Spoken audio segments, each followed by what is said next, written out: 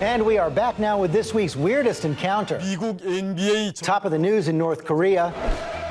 The first American to meet Kim Jong-un, not John Kerry or even Jimmy Carter. Nope, it was Dennis Rodman, a.k.a. The Worm. They watch basketball. Kim is a big fan, but that was just the beginning. Some ice skating, too, an aquarium visit. Then a long dinner and lots of drinks with one of the world's most mysterious and dangerous men. I love him. I love the guys. Awesome. It was amazing how they were so honest. That about a dictator who presides over prison camps, allows millions to starve, and has threatened to destroy the United States. Amazingly, Rodman now has more first-hand impressions of Kim than any other American. There is nobody at the CIA who could tell you more personally about Kim Jong-un than Dennis Rodman, and that in itself is scary. And Dennis Rodman joins us right now. I guess you don't find it scary. No, it's not scary. It's amazing, man. Wow, man. You know what? It was such a great experience. Me and my, I call him my son, Elkin King. We went there, man, and it wasn't supposed to be like that. It was supposed to be like, just meet the guy and just have a good time. And it turned into such an event. And I have to ask you first, when you said you love Kim and think he's awesome, were you aware of his threats to destroy the United States and his regime's horrendous record on human rights? But one thing about that, you know what? I didn't look at all that right there. I understand what he's doing. I don't condone that. I hate the fact that he's doing that. But the fact of it is that, you know what? As a human being, though, he let his guards down. He did one thing to me, been a friend. I didn't talk about that. I understand that. I understand that. Do you think you have a responsibility to ask him about it so that you don't be perceived as sort of propping up his regime, his cult of personality? Well, I think when you grow up in an environment, especially when your grandpa and your father, you know, one thing, the kid's only 28 years old. You called them great leaders. Do you really believe that? No, what I saw in that country, and I saw how people respect him and his family. That's what I mean about that. Aren't great they leaders forced there. to? Huh? Aren't they forced to? Well, I say no, because I think he's going to change something, because he says a different view. Because I sat with him for 2 days, and the one thing he asked me to give Obama something to say and do one thing. He wants Obama to do one thing: call him. He wants a call from President Obama? That's right. He told me that. He said, if you can, Dennis, I don't want to do war. I don't want to do war. He said that to me. Did you say, why don't you pick up the phone and call President Obama? No, you know, it's a different story. It's a different story, because guess what? The kid's only 28 years old. 28. He's not his dad, not his grandpa.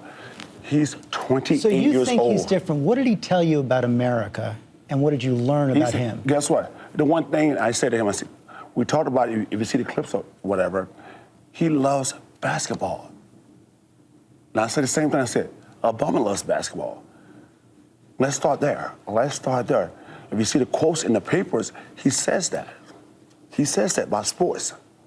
Both of you guys love basketball so much. So that's one tiny bit of common ground. Did you get any sense from him that he was looking to change the relationship with the United States? Well, one thing about him, one thing I noticed about him, he's very humble.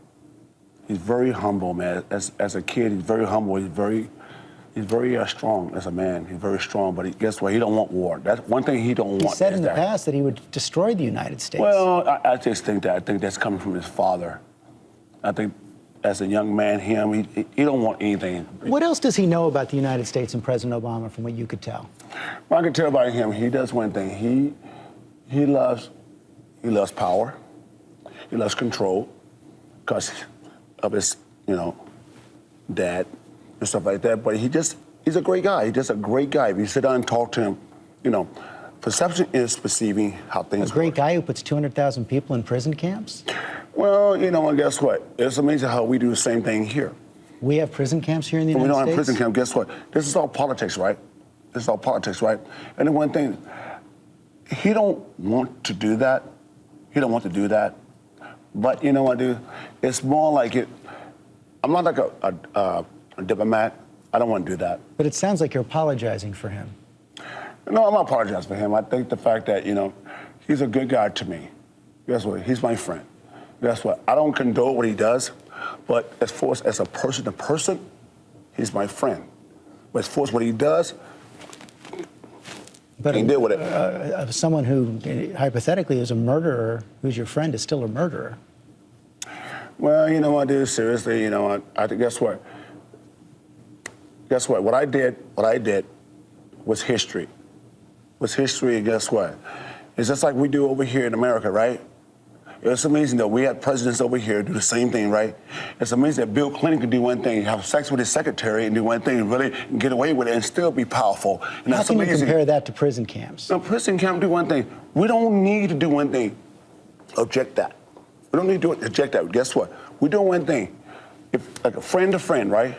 It's a friend to friend. He's a friend to me. That's about it. So you're going to go back?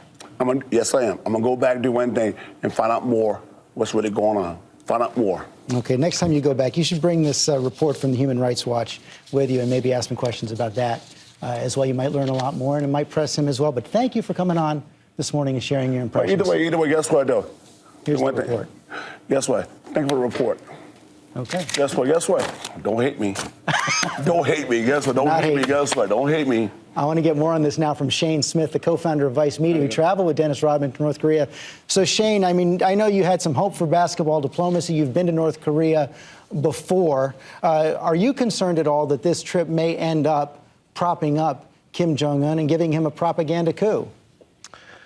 I don't think so. I mean, it's definitely not going to do that for the rest of the world. People know what's going on, and they know our position. Just to be clear, I didn't go with Dennis on this trip. I've been twice before. I'm not allowed to go anymore. I've made three documentaries on North Korea, and that's why I'm not allowed to go.